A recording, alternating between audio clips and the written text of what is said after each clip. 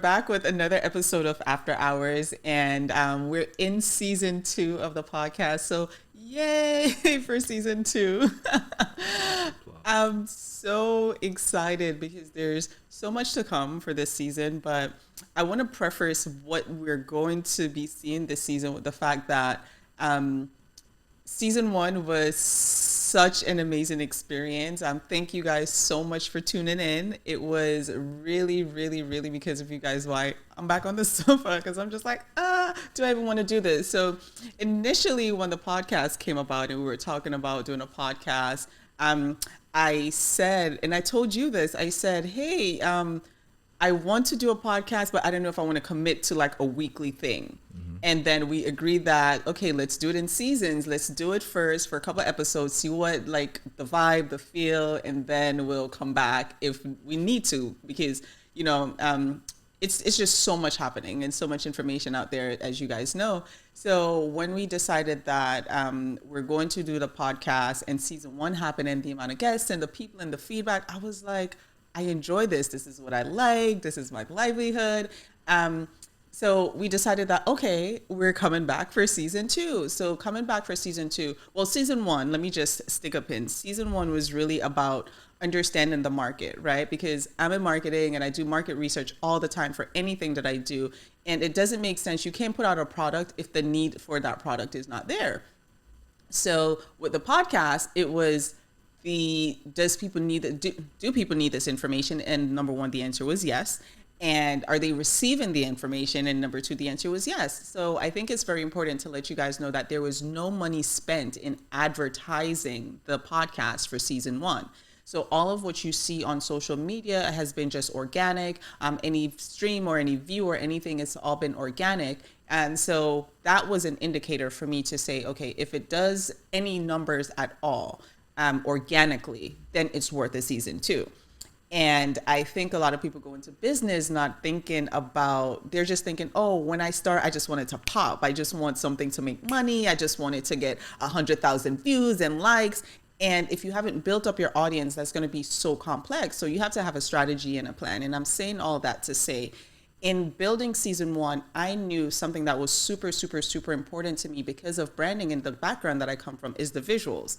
How it looks when it goes out. Obviously, it doesn't have to be perfect. You just have to start somewhere. But for a level of what is needed, I preach this to clients, so I myself have to practice this, is what does your visuals look like? So I called some of the best people I know that does visuals and say, hey, what should be happening here? Hey, what should I be doing? How should I go about this? And you and I have these conversations all the time about the look, the feel, the tone, how the audience receive all that information. So I think what I want to tap into on your brain is, why are visuals so important when it comes to, number 1, this podcast, and then number 2, just branding and marketing your business in general, whether it's photography, audio, or even, well, audio is not visual, but like good audios. And then also videography. Why is any of that super important to business, if at all? I mean, I think it's important to definitely feel out, right? A lot of people go on impulse because we're impulsive people, just in general. Yeah. If I have a random idea, it'll be like 5 o'clock in the morning. You feel like you have a, what do you call it? Epiphany.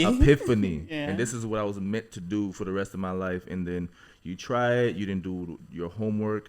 A lot of times you think that you have an amazing idea that nobody might not like. You know what I mean? It's like you in a DJ booth and you making a song and you think you're amazing, and everybody in the backside is like, this is not good. You need somebody to tell you that, you know what I mean? Yeah. So it's consumer. Does the consumer want what you're actually providing? So I think it was an amazing idea to kind of just start off, do a feeler, do it organically, and obviously you got good feedback. So I think it's a great idea to do season 2. But more importantly, I think it's important to see what was needed to work on and see if we can work on that. Now, in terms of visuals, I think that's incredibly important because you can be influenced by visuals. Yes. You can just not want something, and you can just see like, for example, you might not be hungry, you're dieting. I was going to say, my mom is so big on visual. Like, she can't eat something if it doesn't look good. It can taste good, and you and I can say to her, it's good, and she's just like, but it doesn't look good. Yeah. So that's a good point. Exactly. Like, even if you like see a steak, right? It might be good, but if you don't have the brown on there, Seared on the outside, and then presentation. yeah. That's the difference between someone make like two identical steaks on one single random plate, compared to a fancy restaurant that's going to charge 5-6 times out, like 6 times more. It's literally presentation. Yeah. How does it look? Yeah. Even if you're on your website or whatever like that. But you can be influenced. You can literally be influenced by what you see visually, and then just the medium. Just right now, I feel like everything is visual. Instagram is so popular because I want to see what you're doing, and I don't necessarily have the time to just sit and listen, or I'll do it, but if it's accompanied with some visuals. Okay. Right? So literally, that's the age we're in right now.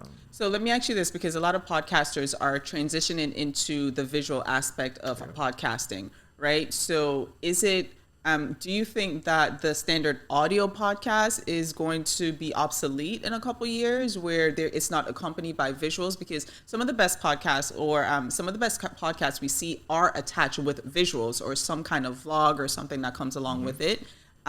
Do you think that that's going to be obsolete in a couple years, where a podcast is it's most certainly going to be attached with some kind of a visual show? Because think about something like a Joe Rogan. It's just him in the studio, and he has that on YouTube. So do you think that, I'll stick to that question, do you think that it's going to be obsolete for a podcast to just be audio only, even though that's how it was initially built? I don't know. So I think this is something that requires a little research too. That'll influence how I think, because everybody's not always in the position where they can visually see. Like, a lot of people like to listen while they drive. It's dangerous to look while you drive.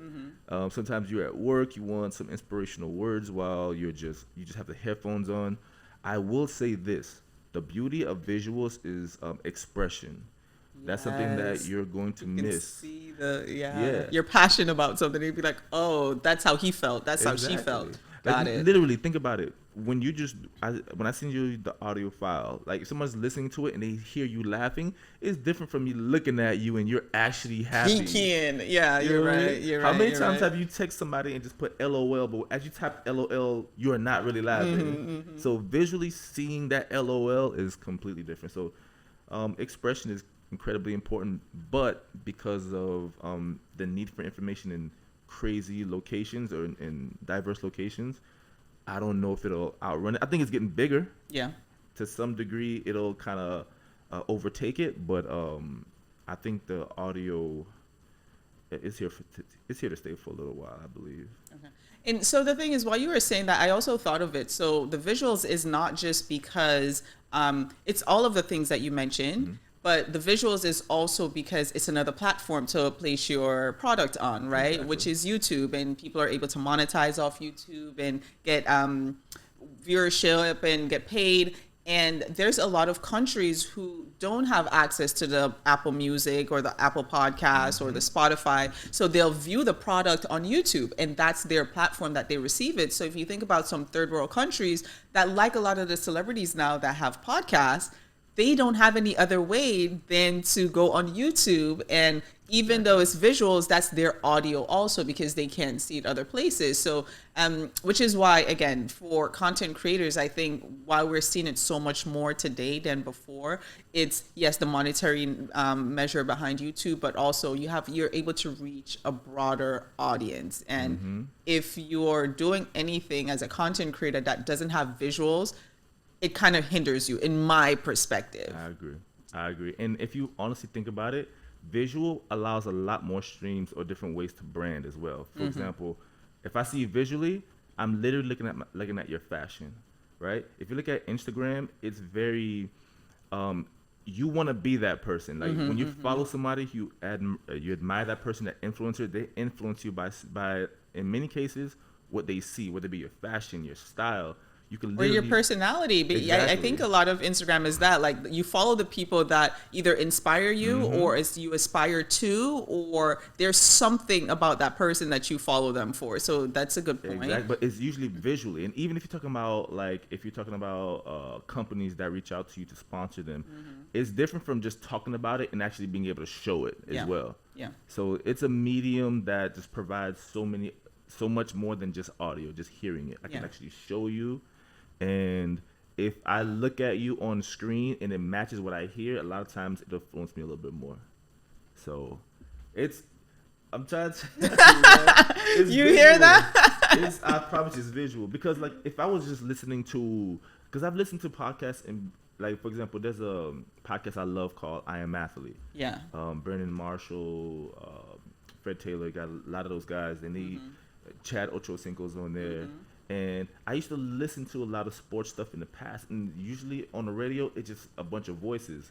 But when you watch the podcast and you see them Talking, laughing, engaging, joking. laughing, Yeah. you feel like I feel like I'm in the barber shop. Yeah. I'm with my boys. Okay, I got you. Okay. You know what So I I watch I'm Athlete too, but I've never listened to it on like Apple Podcast. I've only always watched the visuals. And the visuals are, again, it's so intoxicating, and is. they're laughing, you're on the floor too. I remember one episode where where Fred was talking about 55, what was that, 55-50, and the entire room just like outbursted, and like Chad was on the floor. Yeah. I'm dying watching this because, like you said, it's the barbershop moment where you're able to feel it, you're able to see it, and you can see everybody's reaction going off. So to your point, the visuals really speaks volume to how people receive that information. Literally, like when they're cracking on the floor, you visualize yourself doing the same thing. When I'm with my girls, with Yeah. my boys, I do the exact same thing. And then even if the joke didn't hit you the way it was supposed to, exactly, then that makes you like, oh snap, it is funny, or you're just laughing at how they're laughing at the situation. I So promise you. Sometimes someone laughing,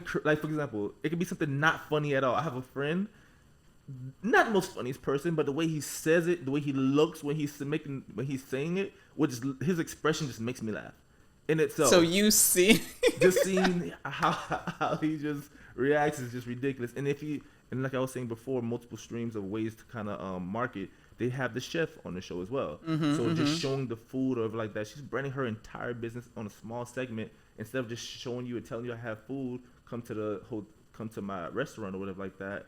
Or these are my services. I'm actually able to see the food and they're eating and indulging. And you see how they're actually enjoying it. That's a good point. I never, completely and different. so I thought about it like that because that it's all in branding, but to the visual of it is seeing other people consume that and like, oh, okay, they actually like this, and all the guests that come on, they actually enjoy. Like, oh snap, we're waiting for the food. Like, where's the food? So that's a really great point. I'm sorry. Think about it even as a comparison. So everybody's gonna indulge that and digest that very differently. So they see the food, they might say, "Oh, well, they're comparison. It's like comparison now. I can make it better." Yeah. Or I like the way that looked. That's a good idea. Let me try that. So literally seeing it is a lot different than just hearing it. You know Yeah, what I mean? absolutely. Another thing that I wanted to kind of pick your brain on is when it comes to visual, what are the like to-dos or not to-dos when it comes to visuals, particularly for content creators? Let's start there because then I also wanted to go into photography and branding, right? Where it's static images, not necessarily just audio. I mean, not necessarily just videography. But before I get to the static, in as far as videography or content that is placed online, what are some of the do's and don'ts for visual content?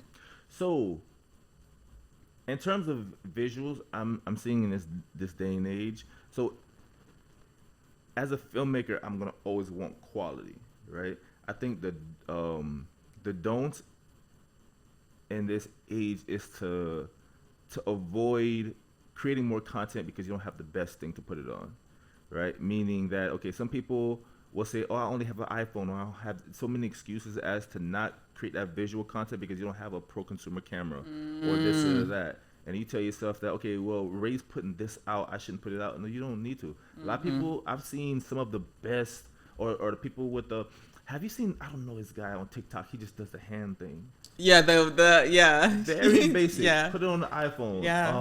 And Like, very simple. Very simple. You can, and it's not a.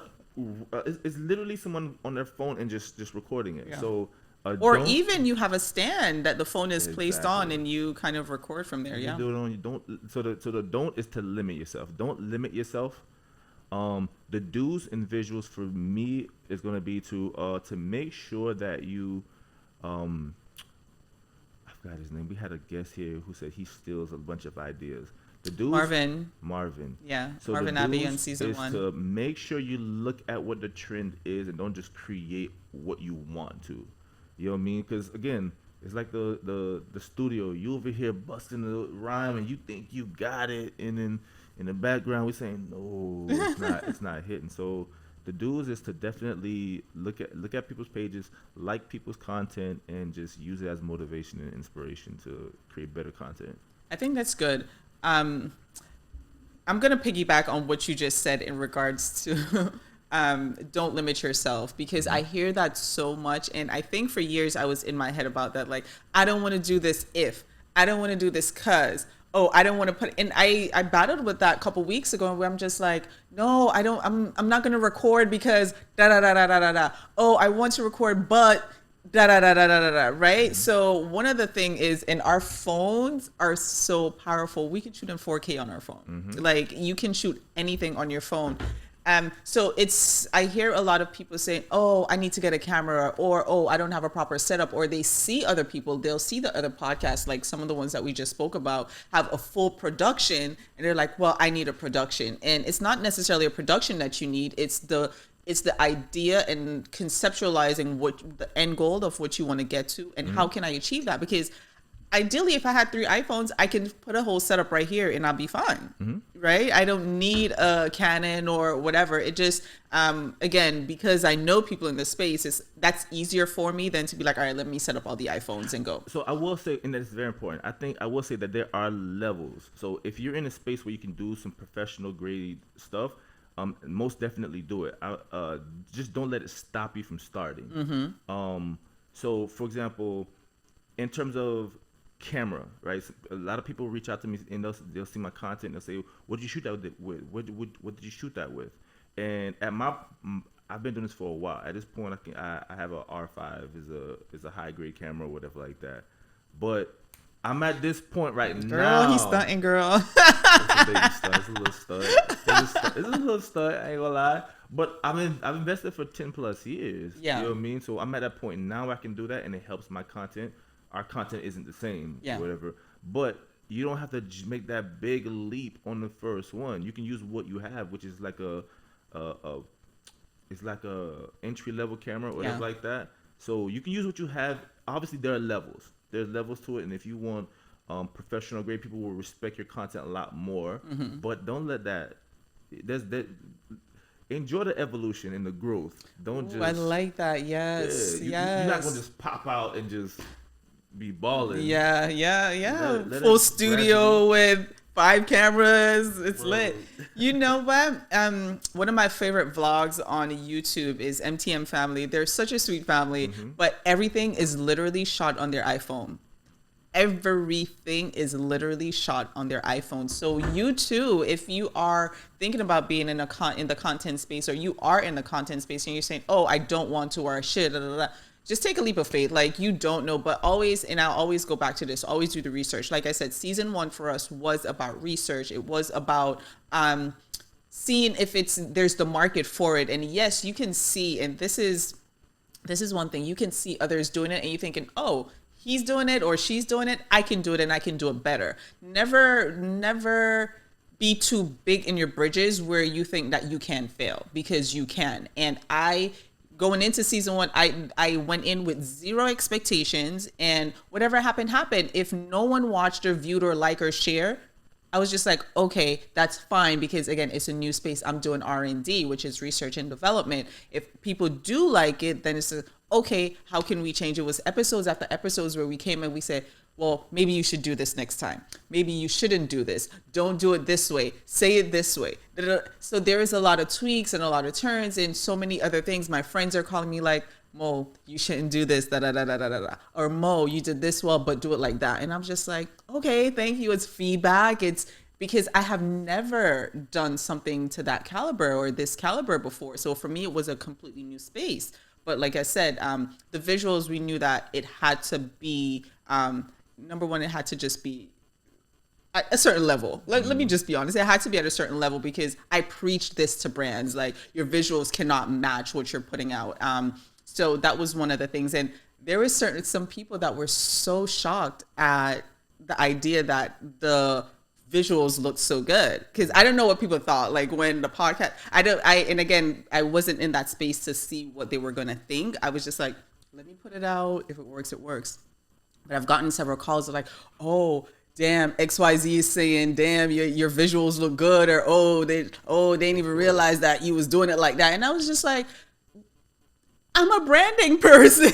Like, if the branding sucked, I would have been like, let's go back to square one. And again, this doesn't have to be for you because if you're trying to do anything that you're doing, if you're just doing content or whatever, just think about who your audience is, what you're trying to show them, and just have something to put out. Like, and do it as authentic as possible. And I think that's where I'm trying to go. I think that's the biggest part. So, for example, you was using the example of how they were shooting everything on the iPhones or whatever like that. There's ways to do the things on a lower budget, but with creativity. Yes. The perfect example for me is so we go to the cinemas, we go to the theaters, and we watch these movies that they have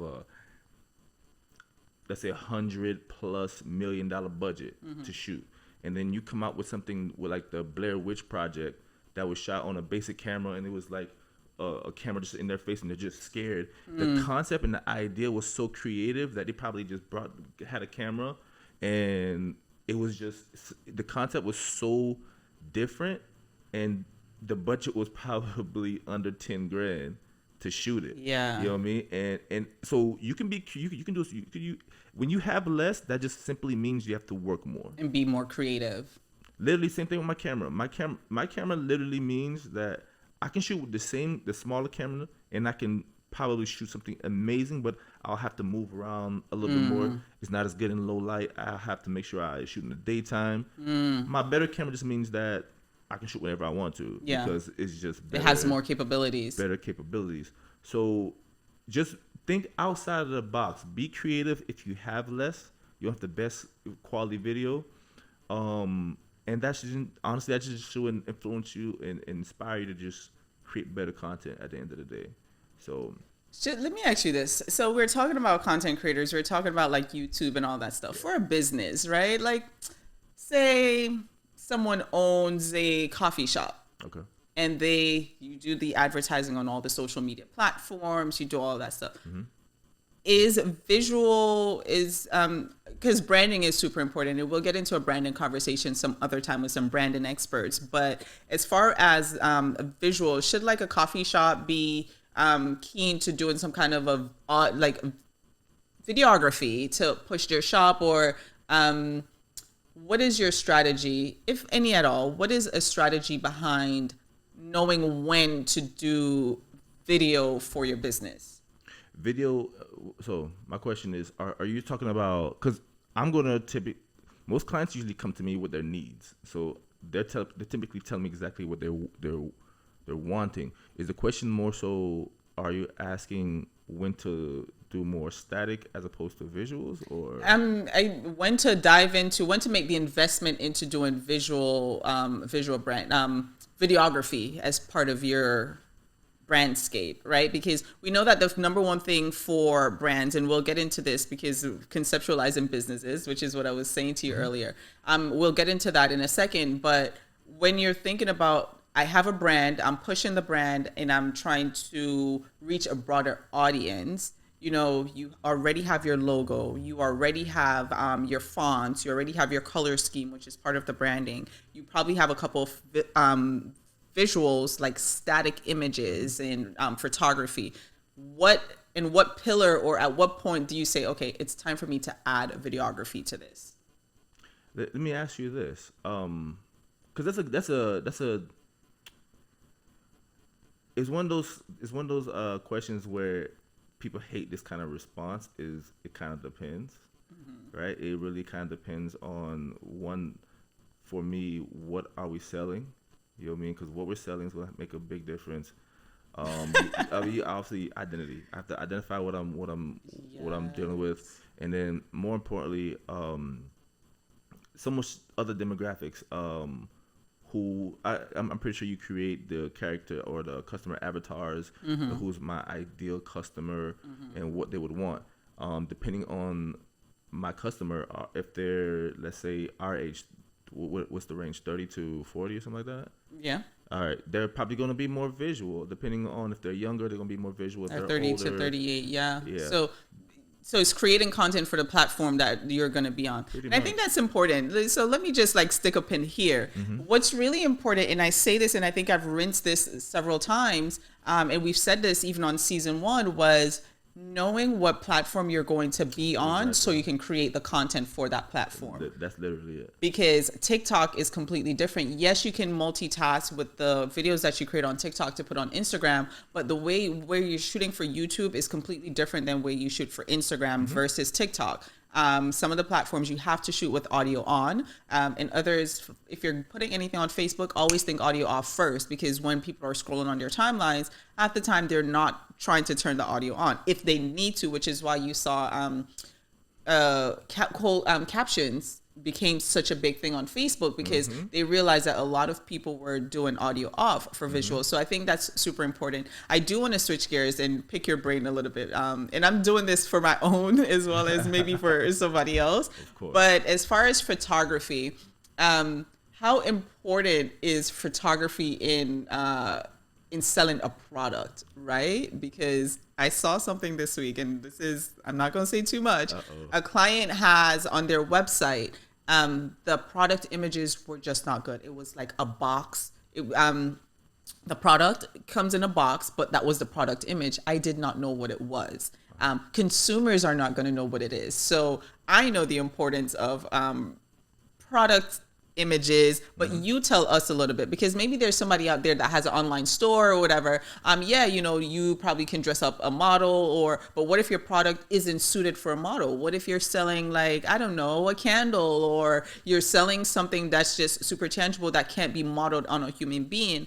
How important is product photography? I think it's incredibly important. So when you're talking about, when we did the way that photography and video really differs, like they're very different in the most dramatic way, it's more so that video can tell more of a story. If I have a lesser camera, I don't have as much, I can kind of rig it in a way where I can still be creative. Yeah. Now, that static image, like that picture, that's all I have. I literally have that. And that one, I wouldn't recommend trying to finesse that one, right? You want a quality image that represents and show, because all I have is that one instant. Because when you think about film, if you're looking at the definition of video, it's a combination, it's a series of photos that makes that basically allows something to move. So literally, it's a bunch of stills moving at 24 frames per second, or it's just a rolling shutter of photos that just makes something move on the screen. So you don't have that. You literally have one single frame to tell you everything. So everything from lighting, everything from composition. Composition is incredibly important. The way it feels. I have that one texture. Oh, okay. You talk about, like, you're saying all of this. I don't mean to cut you. You're saying all of this, and the only company that comes to mind is Pixar, because Pixar does these little short films where exactly what you're saying, how all those images just come together on screen, and you can literally see it. There's two that won an Academy Award in the last 3 years that you guys can probably go look up. I think one is called Dumpling. It was a short film in the beginning of Finding Nemo, the second Finding Nemo, and there was another one, but it literally does what you say. It literally shows you how, like, frame by frame by frame by, and it just kind of comes and tells a nice little story. So a series of photos. So yeah. Imagine out of all these frames, I can take one single frame, and this represents my company. That's why you want to make sure that one single photo, you compose it the best, meaning that I'm staging it in the right places. It's not too dark here, or I get some sort of expression from it. Yes, right? yes, So yes, yes, yes, yes. what does it make me feel when I look at this? Is it, if I'm selling food, is it gonna make me hungry? If your thing, That is a if good. there's literally, if there's no color to your food, I'm gonna be like, this big gonna make me cough. I'm gonna be dry. I've seen DoorDash photos of businesses Bro. that the photo makes me not want to order the food. And it might be busting. It might be great. I wouldn't know. I wouldn't know because the Literally. image literally, like I said before, my mom is a visual person. Mm-hmm. But when you go to DoorDash or Uber Eats and the food, the picture that represents your business doesn't align with the idea that this is going to be amazing, then you lost a customer there. You lost a customer. Absolutely. And it's funny when you talk about, I'm gonna not even a swerve. It's funny how websites use photo and video to kind of show what it will actually look at, because the hardest thing to show is how things will really look in real space, because half the things you buy come from China somewhere, and then it might look amazing on this model, but then it's gonna be when you actually It'd be the watch wigs it for me. Oh, there's like a TikTok trend of what I ordered versus what I get, and some of the wigs are like, ridiculous. this can't be the same thing that they were promoting. And the photos look amazing. Amazing. Yeah. That's the power of lighting. And I don't want to use, and it sucks because a lot of people do that to kind of finesse people, but literally you can, when they're there, you can use them composition wise. For example, if it's too big, they'll probably use a scrunchie, then tighten it around their body.